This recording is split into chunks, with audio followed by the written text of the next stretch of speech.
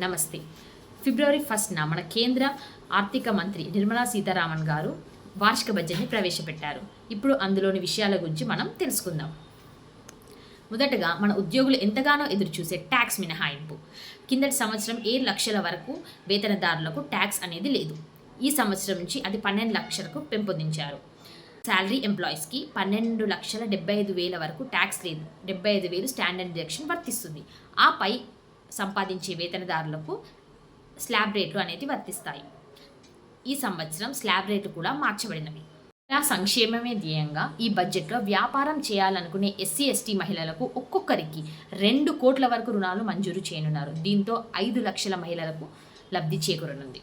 MSME micro small medium scale ఎంటర్ప్రైజెస్కి బలోపేతం చేయడం కోసము ఇన్వెస్ట్మెంట్స్ని 2.5 రెట్లు, టర్నోవర్ని 2 రెట్లు పెంచారు. మైక్రో స్కేల్ ఎంటర్ప్రైజెస్ అత్యవసర అవసరాల కోసం 5 లక్షల క్రెడిట్ లిమిట్తో కూడిన క్రెడిట్ కార్డులను అందజేయనున్నారు. బడ్జెట్లో అన్నదాతపై సిరుల వర్షం కురిపించారు.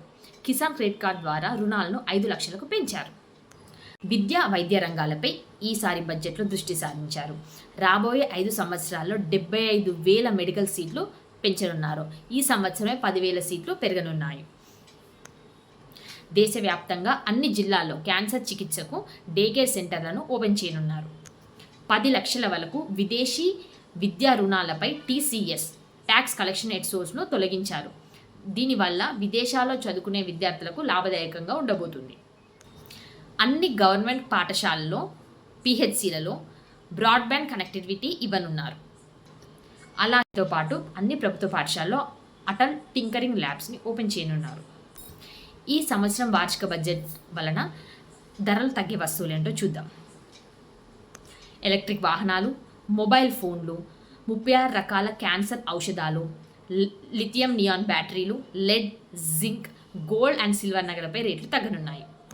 ధరలు పెరిగేవి solar cells, PVC flex sheets, PVC flex banners, PVC flex films, విదేశాల నుంచి దిగుమతి చేసుకునే పాదరక్షకులు.